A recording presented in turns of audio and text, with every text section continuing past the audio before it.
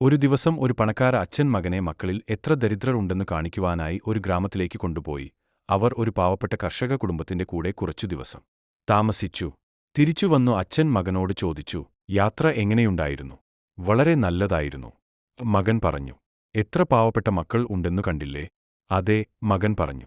അപ്പോൾ ഈ യാത്രയിൽ നിന്ന് മോൻ എന്ത് പഠിച്ചു? അച്ഛൻ ചോദിച്ചു.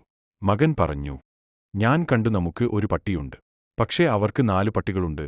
നമുക്ക് ഒരു ചെറിയ കുളമുണ്ട്. അത് നമ്മുടെ തോട്ടത്തിന്റെ നടുവിൽ വരെയേ എത്തുന്നുള്ളൂ. പക്ഷേ അവർക്ക് കരകാണാത്ത വലിയ ഉൾക്കടൽ ഉണ്ട്. നമ്മുടെ തോട്ടത്തിൽ വിദേശത്തിൽ നിന്ന് വാങ്ങിയ വിളക്കുകൾ ഉണ്ട്. അവർക്കു ആകാശത്തിൽ മിന്നുന്ന നക്ഷത്രങ്ങൾ ഉണ്ട്. നമ്മുടെ പൂമുഖം മുമ്മുറ്റം വരെയുള്ളൂ. അവർക്കു മുഴുവൻ ചക്രവാളം ഉണ്ട്. നമുക്ക് ജീവിക്കുവാൻ ഒരു ചെറിയ നിലമുണ്ട്. അവർക്കോ കാണാൻ എത്താത്ത ദൂരം വരെ വയലുണ്ട്. നമുക്ക് ജോലി ചെയ്യുവാൻ ജോലിക്കാറുണ്ട്. അവർ ബാക്കിയുള്ളവരെ സേവനം ചെയ്യുന്നു. നമ്മൾ ഭക്ഷണ സാധനങ്ങൾ വാങ്ങുന്നു. അവർ ഭക്ഷ്യസാധനങ്ങൾ വിളയിക്കുന്നു.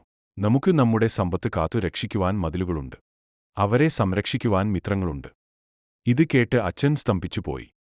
അച്ഛാ, നമ്മൾ എത്ര ദരിദ്രരാണെന്ന് കാണിച്ചു തന്നതിന് നന്ദി, മകൻ പറഞ്ഞു.